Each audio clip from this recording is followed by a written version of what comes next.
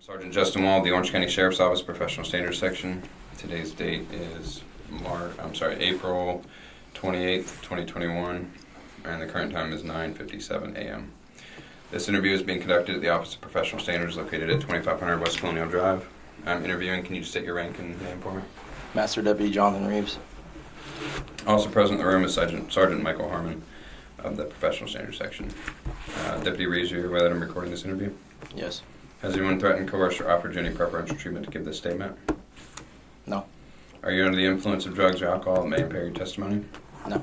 All right, raise your right hand so I can swear you in. Do you swear or affirm the testimony you have to provide will be true and correct? Yes. Okay. All right.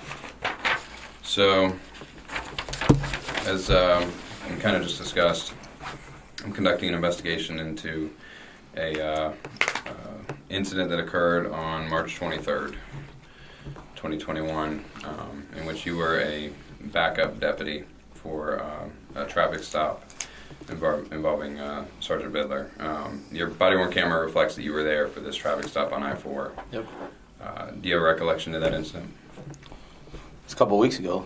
Yeah. Okay. The traffic stop I'm aware of. Can you just kind of explain the circumstances of how you became involved in that stop? What was it that you guys were doing as like a detail, or were you guys Just working regular I-4 in the areas of Michigan I-4. like a traffic, just your regular aggressive traffic driving, duties? Yeah. Okay. Were you specifically looking for Mr. Dewitte? No. So was it like I think there was some mention in body-worn camera of like an aggressive driving detail. Is that something specific you guys were doing, or is that It's just a normal when we go work. We're as part of the aggressive driving unit, we just go work. So we say, let's go work aggressive driving. Just go up on the interstates, okay, surface streets, wherever. Okay. Wherever it leads to. Right before the stop, just kind of explain to me what you guys were engaged in. On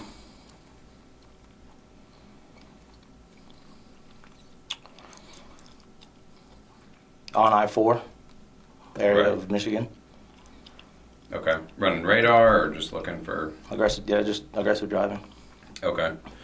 Were you with Sgt Vidler? No. You just happened to be in the area? Yeah. Okay. So how did you get notified to... There was a phone call. We will call back, talk back and forth on the phone. And a phone call from Sgt Vidler? I don't know if he called me or I called him, but we were up there discussing.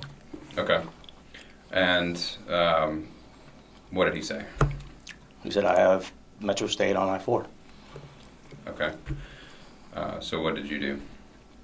I was on I-4 and could see them further up with the bright yellow polo shirts. Okay. And in the far distance. I was a good ways back in traffic. And did Sgt Vidler request you to come over as backup?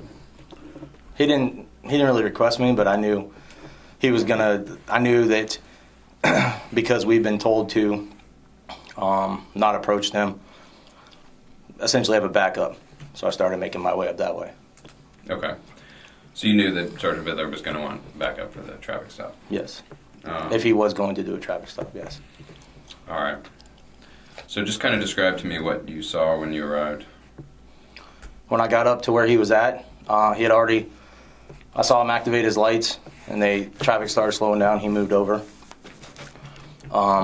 They all moved over, and I came up, and I had activated my camera, and saw that when I got up there, he was out of the car and had him at gunpoint. Do you know why you had him at gunpoint at that point? What are you thinking? I'm guessing he had charges on him. When he showed me later on, he showed me the gun that Jeremy had on him. It looked like a firearm in the holster. Okay. So what actions did you take? You saw Sgt Vidler with his firearm drawn. Right. What did you do? I got out of my car. I heard him giving commands. started calling out at the traffic stop, telling them that we had 2 bikes stopped on I-4. And I walked up there and he said, secure him. Okay. So I secured him in handcuffs, yep. And when you say him, it's... Ended up being Dewitte. Mr. Dewitte? Yep. Did you know it was Mr. Dewitte? No. You are familiar with Metro State? Yes. And are you familiar with their employees? As far as what? By face? Yeah. I mean, you recognize most of them or all of them, or could you tell it was Jeremy? No, could not. He had when I got out of the car, he had the helmet on, which they both had helmets on. They both were wearing identical uniforms, and he had a face covering on. Okay. Have you met Jeremy Dewitte before? I have. Okay. And there was another motorcycle that was stopped as well. Yes. Did you know him? No. Do you know him now? Do you know who he was? No. All right. So you roll up, you see Sgt Vidler with his gun out on Mr. Dewitte. He tells you to secure him. Did you see a weapon on Mr. Dewitte? I saw there was because he was at this time when I walked up, he was prone in the prone position, face down. I could see the I guess the magazine of I could see a duty belt, a holster on the right side with a magazine. Oh, how do I put it? A firearm in his holster with the flat part of a magazine is what I could see. Okay. So a firearm in holster and something in the magazine well, if that makes better sense. Okay. And what did you presume it to be? A firearm. Okay. Have you stopped Mr. Dewitte before? I have. How many times? Since I've been on motors, probably Dewitte himself, maybe 3-4 times. Okay. In the last 10 years. And on how many of those times is he carrying something in his holster? I have no idea, because I have no idea. Is that something you would recognize? I would recognize, yes, him wearing a duty belt, because I've seen him have a duty belt on with a firearm, have a duty belt on with no holster. There's been several different configurations with his duty belt. Okay. I have seen him with a weapon in the holster. You have seen him? Yes. How many times would you guess? Including this one, probably 3. And two or 3. Are these all on traffic stops? No. Okay. I saw him out here on 50 one day. Not 50, John Young one day. Okay. And he had a weapon in the holster? He had a weapon in the holster, yes. Okay. When you see that, what do you presume? When I see that, I presume it's a weapon. And just to be clear, do you think it's a pepper ball gun, or do you think it's a firearm? On the previous, are you talking about this instance or the previous instance? The previous instances. Previous instances, you could see on the back of the magazine. If you look at Sergeant Harmon's magazine there, Okay. if he's sitting there, put your right there in the center of the magazine, where his finger's at, you'll see I want to call it a notch, maybe a knob would be a better way to put it, where there's something extending, where that part is flat, there's something extending out. Okay. I have seen him wearing that. Okay. And so what do you presume when you see that? I presume, based on that, that's not likely, I presume it's a weapon, not necessarily a firearm. Okay. Based on that configuration, that appearance.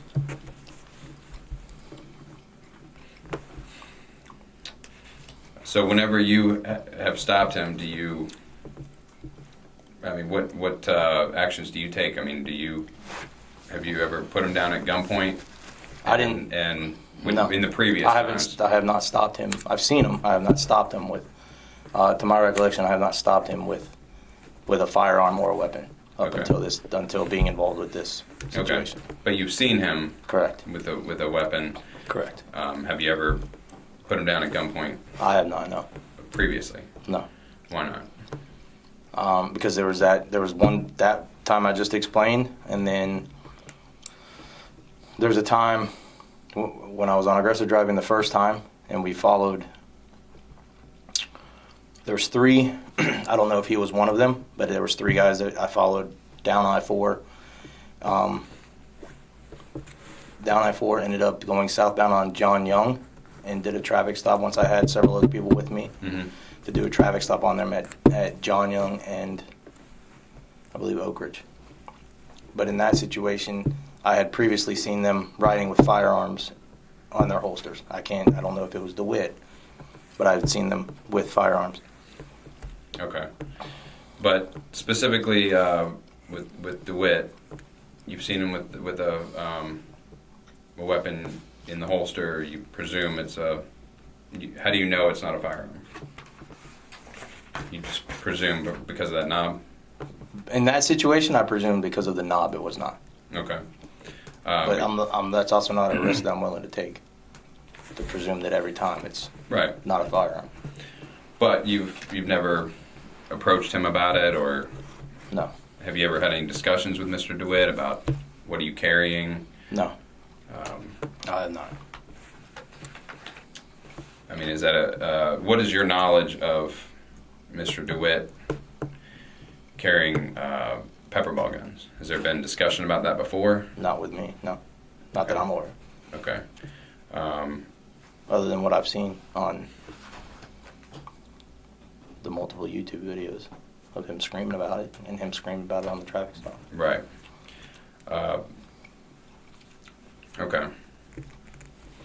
So I guess my question, what I was leading up to is, was there anything different about this stop from the others that caused concern for you or Sgt Vidler that you know of regarding this firearm versus pepper ball gun? What, if you've encountered him before or you've seen him before, what was different about this stop that caused Sgt Vidler to put him down again? There's no way I can't answer that. That's something you'd have to ask Sgt Vidler. Well, I'm asking you for your perception if there was anything different for you. When I approached him to secure him, it appeared like a firearm in his holster. So that's what would have been different. Did you see that little knob or knobs No. that you described previously? No, it was flat. It looked like a if you can sit up where the Glock's is almost a perfect square. I think the SIGs have a little bit of a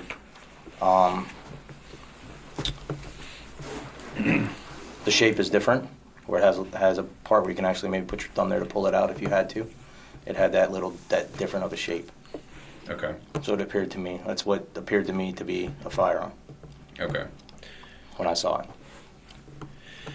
Have you and Sgt Vidler had any discussions about Mr. DeWitte carrying pepper ball guns? Do you remember anything like that? Not in depth. It's no. Okay.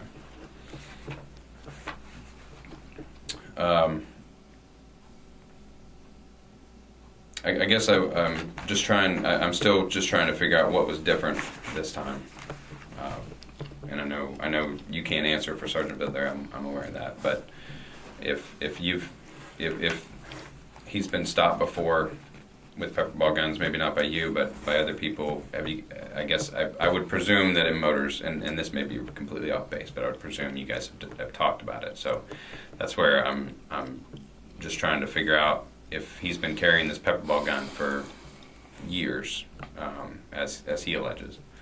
What was different this time? To your knowledge. I can't answer that. I don't know. Okay. I wasn't close enough to see him until I got there to secure him. Okay. To be able to see the firearm, to be able to see that configuration, to be able to see the back of the magazine, how it was flat. Okay. Like I said the other times, it's almost apparent that there's a knob or whatever you want to call it, something protruding out the back of the magazine. Mm-hmm. But that could be a firearm as well, right? Yeah. Like I said, to me, that's an irrational assumption to make that it's not a firearm, when everything we are taught is to correct. assume it's a firearm till till you don't. All right. So during the stop, Mr. Dewitte, you and him have some discussion, and he makes reference to an email from Stephen Casey Miller. Are you familiar with what Mr. Dewitte's talking about there? No. Have you ever heard of an email from the state attorney's office or anything? I've heard of one. Digging around, I saw that there was one on their website, on DeWitte's website, that he posted. Okay. But that wasn't until after the fact. Do you remember who that was from? No. Okay. He also makes reference to emails from attorneys at the sheriff's office, specifically Austin Moore, at the attorneys here that say that Metro State carrying pepper ball guns is not illegal. Have you ever heard of that? No. Prior to this stop? No. Is that the one you're referring to that's online, or is it? There's one, I don't know if it's from Austin Moore. Okay. But there's something on his website, because there's a whole bunch of documents and emails that he posts. Okay. Did you hear Mr. DeWitte making reference to that on the stop? Yeah. And what was your thought when he was saying that? Same thing, my thought when he says, I want to talk to a lieutenant or a captain, or I want to talk to this person or that person. He's trying to, I don't want to say put fear, but essentially say that what we're doing is wrong and he's in the right. So same thing, if I stop someone, I want to talk to my attorney. It's a normal, not a normal, it's a routine thing that he will do when I've dealt with him before. And like I said, the videos that I've seen, he comes out and he just starts trying to name drop. I want to talk to this person, I want to talk to that person, I want to talk to Captain Chapman, I want to talk to Krantz, I want to talk to whoever. So I paid it no mind. Okay. In that time, I paid it no mind because it wasn't my traffic stop. So I'm there as a backup and essentially just listen and get yelled at by him. Okay. Do you know if Sgt Vidler heard Mr. DeWitte's pleas for, hey, this email, I have this email that says I can carry this. Do you know if Sgt Vidler heard that? I can't. Was there any discussion between you and Sgt Vidler on scene? No. About that? Not about that, no. Okay. Like I said, I can't tell you what Sgt Vidler heard or No, said. I'm just I have asking. stuff I can't tell you I heard because of the traffic going by on I-4. Right. You know No, what I I'm mean? just asking if you guys had any discussion, like if you went back and said, hey, Sgt Vidler, he's saying he's got this email. No. Okay. No.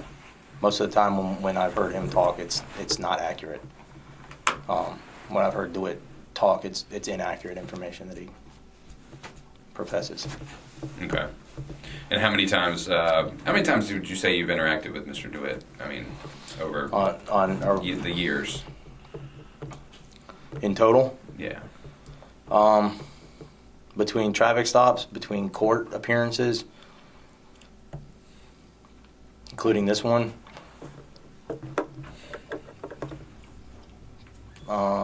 maybe between 5 to 10 times. And so in 10 years.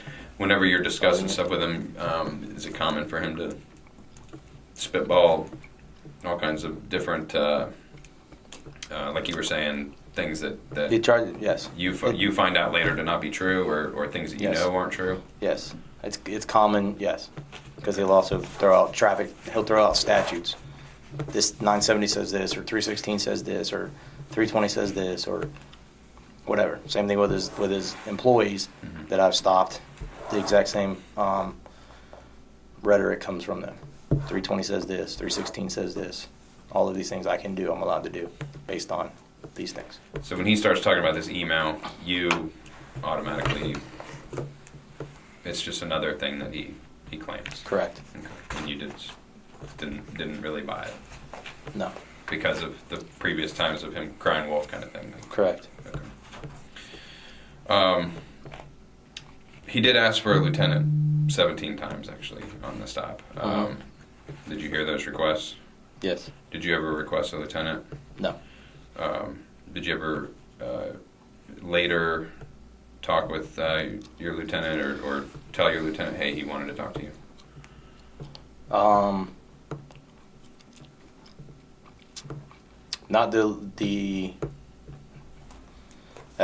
because our captain's out. The lieutenant, we have two lieutenants, one of who was the acting captain.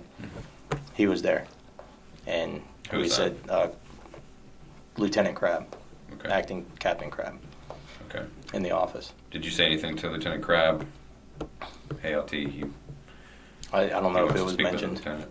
I don't remember, to be honest with you. Okay. You said you have two lieutenants. Was Lieutenant Wacker there that day? At the stop or working? I don't know if he was working or back at the substation. I don't know. I didn't see him. There was no lieutenants or captains or anything on the traffic stop. Right. At the office, I did not see him at the office. Lieutenant Wacker. Okay. You saw Lieutenant Crab there, right? Yes. Okay.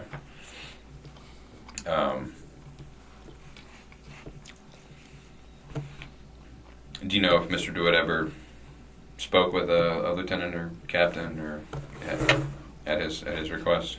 I think Crab might have gone in there. I don't remember. Okay.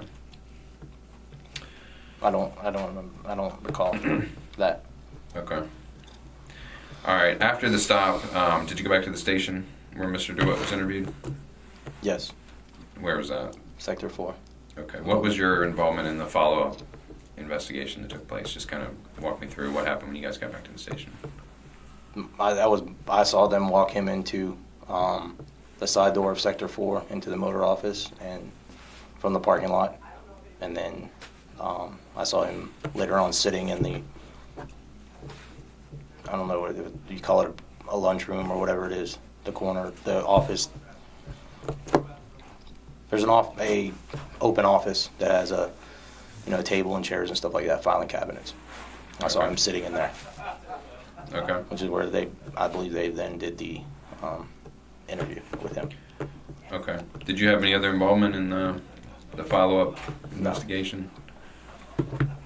Was there discussion either with you or overheard or anything else about the criminal charges? I know you said it wasn't your stop, but I mean, was there discussion about what we're charging them with? Just yes, there was the discussion of carrying a concealed weapon. Okay. And just kind of describe to me like how that discussion went or who was involved and. Vidler we were in another office. And Vidler was saying, I think Crab had come in and asked him what he was charging him with. Okay. And Sergeant Vidler said carrying concealed weapon? Yeah. Was there any follow-up, like, or was it just kind of, okay? Yeah. Was there any, like, follow-up questions? Like, not that I'm aware of. I didn't ask any more questions. To me, it wasn't my style, it wasn't my charges, so I didn't inquire. okay. Are you familiar with that statute? The carry concealed weapon statute? Yeah. I made that arrest a couple times, I believe. Okay. So, I mean, in your mind, did you think, yeah, that applies or doesn't apply? I mean, did you have any thoughts about that? Or? No, I didn't have any thoughts on that. Okay.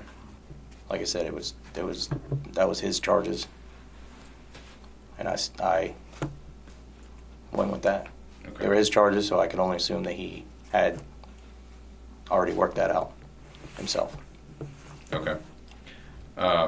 Did you feel like the charges applied, or? The carry concealed weapon. I mean, if he's concealing the fact that it's a weapon. Okay. But I mean, could you see the gun in the holster, right? I could see the gun in the holster. On the traffic stop. Yes. Mr. Dewitte's traffic stop. So, the object itself was not concealed. Based on that, I can see it. But when we have dealt with concealed weapons before, if you can't tell if it's a weapon or not, then it is concealed. Because I believe how legal had presented it to us on prior traffic stop situations. Okay. And just kind of describe to me a little bit more of that conversation. Where did you hear that, or On prior stops, when we've, the question of is it concealed or not, and they said if you can't tell what it is, then it's concealed. But once you put it there, and it's only open, laying there, apparent, if I pull my gun out and I put it here, it's a gun, then it's no longer concealed. Okay. Is the way it was explained to us previously. So the object itself is visible to the naked eye, right? I mean, you can see Yes. my gun here, right? Yes. So you're saying that because of what it is, it's concealed? If it's a firearm or a weapon, yes. And do you remember who in legal or who? That was years ago when we were dealing with several different firearm situations. Okay. The guy with the beard, I think, is who it was. Steve Foster? I think so. Is that the Like the short, white beard? short guy with The older glasses? guy? Yeah. Yeah. Because And were you part of that conversation? No. Or did you just hear about that conversation? over here, or in discussions later, Okay. And do you know when that was? years ago. I don't know. Okay. So I guess, and again, I know you can't answer for Sergeant Vidler. I'm just asking in your mind, if that was years ago, and Mr. DeWitt has been encountered before with this in his gun belt, with a pepper ball gun. Do you know of anything that made this time different? Once again, the only thing that I know it to be different is looking at it from him being proned out when I approached him, and it being flat on the magazine, and then looking at the gun belt as a whole once it was taken off, and sitting not on him but sitting on wherever it was sitting at, it appeared to be a firearm in a holster. Okay. All right. I just want to go on to another traffic stop real quick from March 5th of this year. Yeah. About 1300. You did a traffic stop at Clark Road in Hackney Prairie on a Metro State car. Yes. Do you remember that car? Yes. Remember that stop? It looks like Jeremy pulls up beside you. Behind you, and you tell him, "Move on, Jeremy." As I would do any other car that stops, as I'm on a traffic stop. Right. Do you recall a phone call during that traffic stop? During the traffic stop, yeah. Okay. Was that Sergeant Vidler that was on the phone? Yeah, probably. What was that discussion about? The statutes for the funeral processions, funeral escorts. They have to stay in the single lane. They have to all be in the single lane. They can't be outside the lane and impeding traffic. Okay.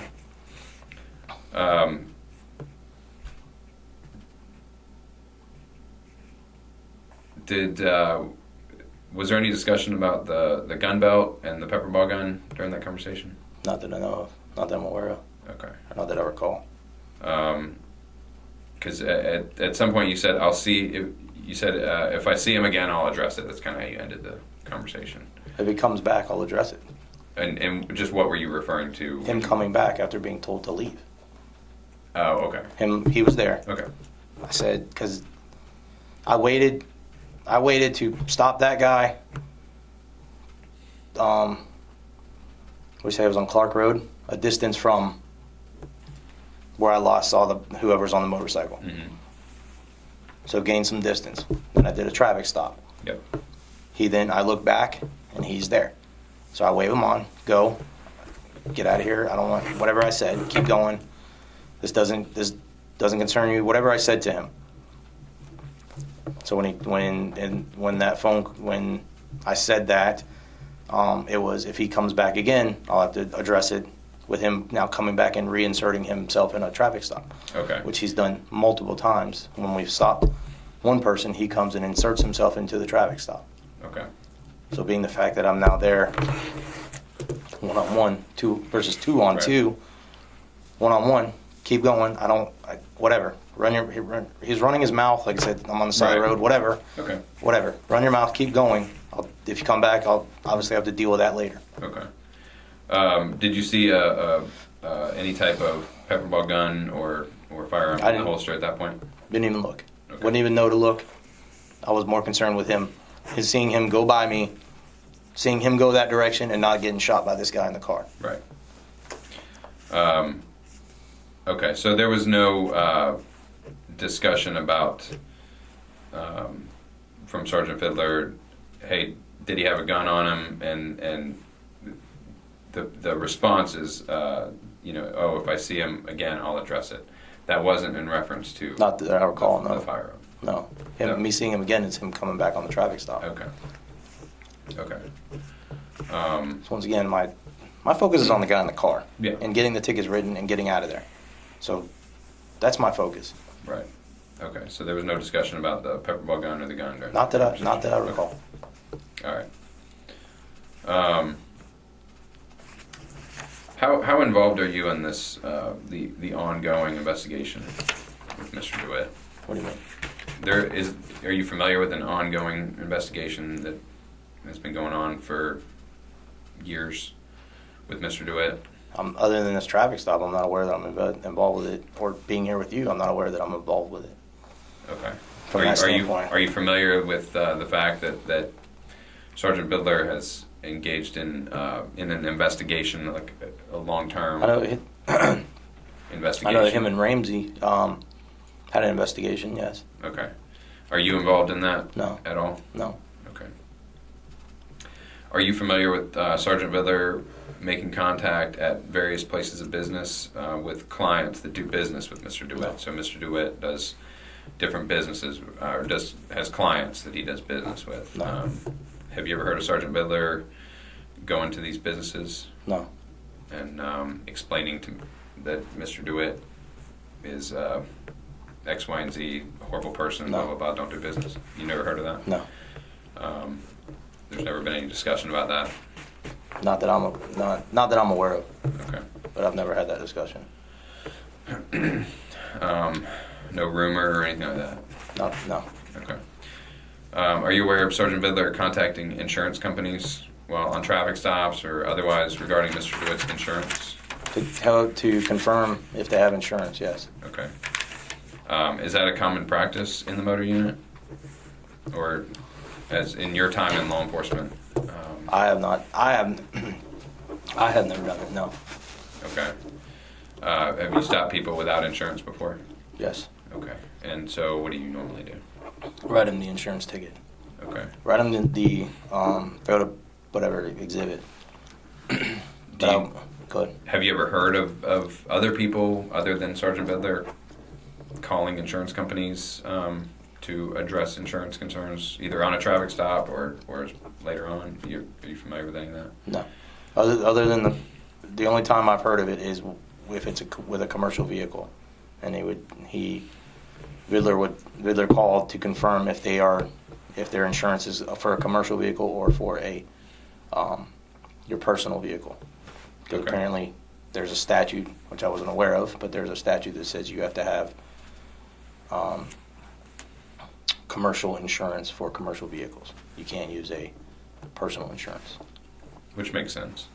But is that would you say that it's common practice in the motor unit to do that, or is that the only time you've ever heard of that being done? That's as far as I've only seen it with Sergeant Vidler doing it. Okay. Usually it's just to drop the ticket and go. You're not going the extra mile or whatever you want to call it. Okay. Usually just write the ticket and go. All right. And then at the beginning of this, you had made mention something about you've been told not to approach, or at least approach with two people. To your knowledge, has there been any instruction to Sergeant Vidler, Corporal Ramsey, anyone else in the motor unit, yourself included, to regarding Mr. DeWitte? What is the instruction? You said that not to approach him. What do you mean by that? Have a backup, because they'll usually, if there's more than one, if there's two or more, then you're gonna, if Jeremy's there, more than likely you're going to get into that verbal tirade. So where did that instruction come from? Is it? I don't even remember. That was a while ago. Okay. When I say a while, a couple of years ago.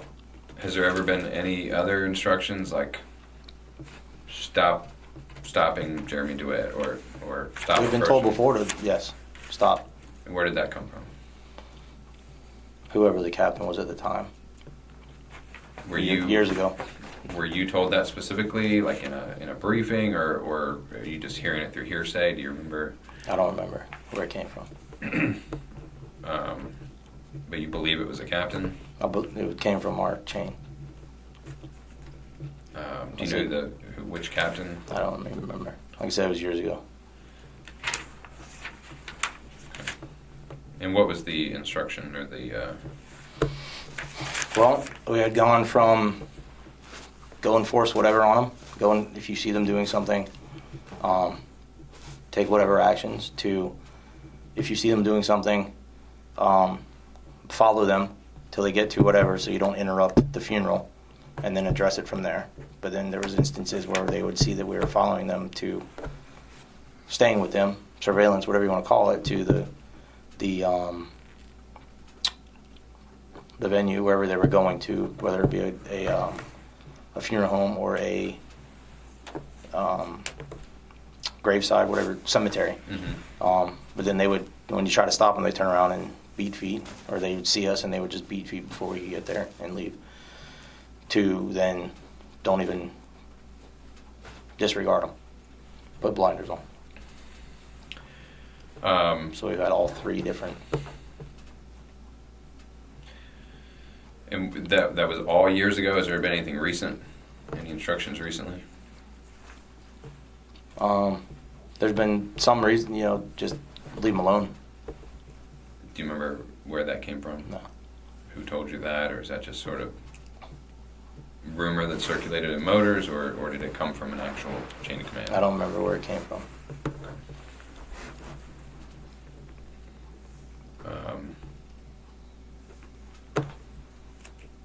And was there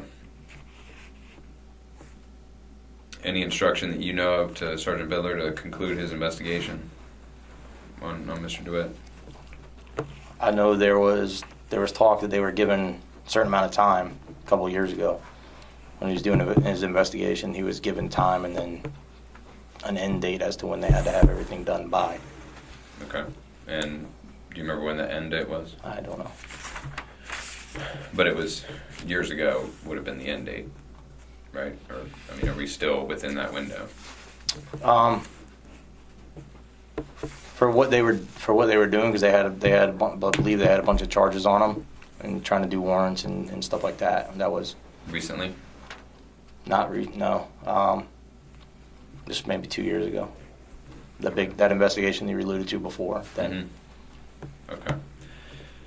So would you say that there's been kind of a lull in your interactions with Mr. Dewitte, or has it been consistent? I guess what I'm asking is, a couple years ago, right, he was arrested several times. There was warrants issued. You're familiar with that. That was back in 2019 or early 2020. We're now in 2021. Middle of 2021. So has there been like a lull in your interactions with Mr. Dewitte, or? A lull? I would say an intentional lull, that you don't even pay attention. If you see him, just don't even pay attention to him. Was there any directives recently that you know of reversing that? Not if you see them. Like I said, we had gone through several different ways of guidance, I guess. Mm-hmm. And it's if you see them doing their thing and you're out and about, and you see a violation, then address it. Okay. So if you see a violation, address it. That's the last Yes. word that you got. Yes. Okay. All right. You said that you don't remember any correspondence from anyone, specifically from legal, saying that Mr. Dewitte was allowed to carry a pepper ball gun? Nothing other than what I saw online. Nothing was ever sent to us. Right, at the time of the traffic stop up on I-4, at that time you weren't aware of any email or other correspondence from legal saying that Mr. DeWitte was allowed to carry a pepper ball gun? At that time, correct. Okay. Based on your personal knowledge, conversations or otherwise, do you know if Sergeant Vidler knew that Mr. DeWitte carried a pepper ball gun? I don't know. Okay. Do you know, based on conversations with Sergeant Vidler or otherwise, that Sergeant Vidler had received correspondence from legal regarding pepper ball guns and Mr. DeWitte? I don't know. Okay. So I understand that this stop was Sergeant Vidler's stop, correct? The one up on I-4. Correct. The charges were Sergeant Vidler's, correct? The charge, yes. Okay. But you've been in law enforcement for a while, right? Yes. At the time of the arrest and during the subsequent investigation, do you believe that Jeremy DeWitte committed a crime with regard to the pepper ball gun? Do I believe he committed a crime? Like I said, it was not mine. It was Sergeant Vidler's I understand that. investigation. I understand that. I'm not going to second guess another deputy. Okay, I understand that it was Sergeant Vidler's stop and his charge, but did you believe that Jeremy DeWitte committed a crime? Yes. What was that crime? Having the weapon. So the charge that he was issued by Sergeant Vidler? Yes. Okay. He's also a sex offender, but I know sex offenders cannot carry weapons. Okay, was he charged with that? I don't know. Okay. Based on your conversations, your past conversations with Sergeant Vidler, are you aware of any ill intent on his regard toward Jeremy DeWitte? No. Would you consider Sergeant Vidler's interactions and approach to Jeremy DeWitte to be reasonable? Yes. When these directives were passed down to not engage with Mr. DeWitte any further with Sergeant Vidler in the motors unit? I don't recall That's all. if he was there or not. Is it? Yeah. Okay. Is there anything else that you know about this investigation you'd like to add? No. The current time is 10:39 a.m. and that concludes this interview.